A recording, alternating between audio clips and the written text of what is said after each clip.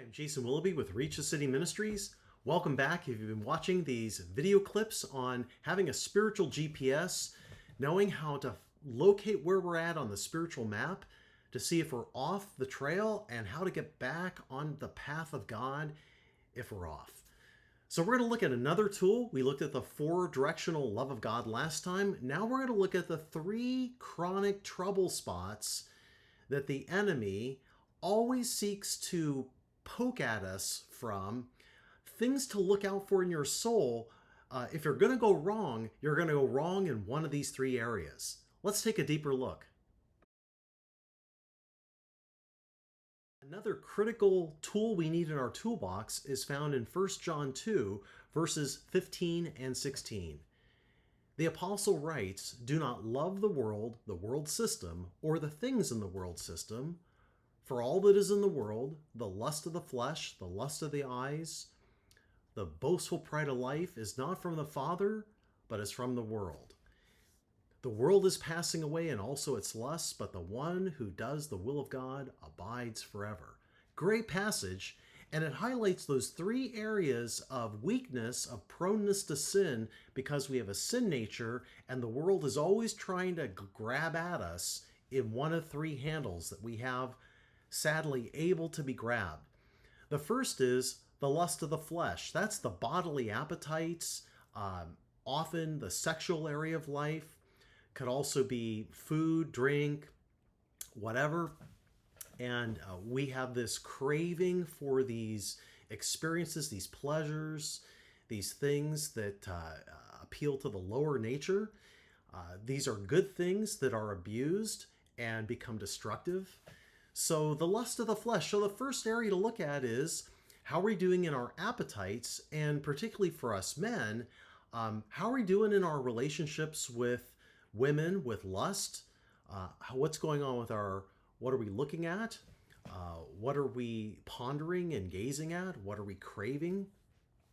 So many leaders fail in their ministry because they end up in bed with the wrong woman. And I'm being male because overwhelmingly pastors are male. So I'm talking about the common case here, but the fact is, one of the main avenues of leaders falling is this lust of the flesh area of temptation and weakness. You'll remember when Jesus was taken up to the high place by the devil, and how he was in the wilderness, and he was starving, day 40 of a fast, and there were these stones on the ground, and the devil said, "Command these stones to become bread.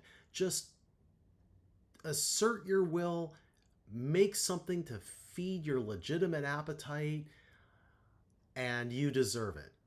So again, this idea of craving and a desire to have, consume, take. So again, if you're looking at your soul, you can ask, how's the lust of the flesh doing? The second area we want to really be careful to monitor is the lust of the eyes. It says in Proverbs, "The eyes of man are never satisfied." We have an inner wanter, something in us that wants to acquire, a greedy something that wants to have more than we have. It's the opposite of contentment. This thing is always looking and wanting to buy or acquire something else. So in addition to the sexual or bodily appetite area, we also need to look at our relationship with money, with greed, with acquiring. A lot of leaders fall into embezzlement. They have this entitlement. Well, I suffer and I work hard, so I'm entitled to take these things home from the office, and then I deserve a little more money. And so pretty soon they're taking and taking what they have no right to take. So that greed, we can do the same thing with just being a purchaser, being a buyer, buying stuff all the time. It's like, how much is enough? And by the way, inside us is something that always wants to make 10% more money than we make and spend at that level before we even have that money. Now, that thing can also be a very miserly hold on to what you have, kind of a covetous and grasping kind of angle as well. So you can veer to the opposite extreme and being a miserly and withholding and non-generous. It's mine, I'm keeping it. So this lust of the eyes thing is something really good to look at if you want to find out where on the map you. Final area to look at is the boastful pride of life. We are all naturally born with a big ego. We are born thinking highly of ourselves. We tend to see ourselves as the center of the universe, see ourselves as above everyone else. We tend to believe we are always right. And those are ways of the same thing. It's called pride. And God opposes the proud. So pride is this: I think I'm God and I know best and I'm in control and I'm on the throne. So this elevated sense of self idolatry, and then responding out of wounded pride when someone defies, rubs you the wrong way, won't give you what you think you deserve, mistreats you, dishonors you. And then a lot of times pride will come out in conflict and contention. So we all have this, wounded pride.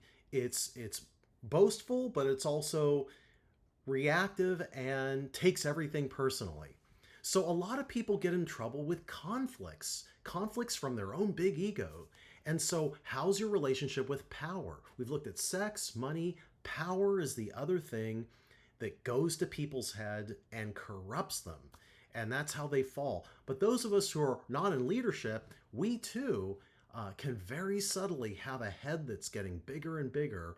We see ourselves as higher and higher in importance, and we start leaving behind that tender little lamb, child of God, lowliness and openness and responsiveness to the Lord, and we start giving God orders instead of Him ordering us and leading us. And so pride is another area that you always have to watch. It's always an avenue.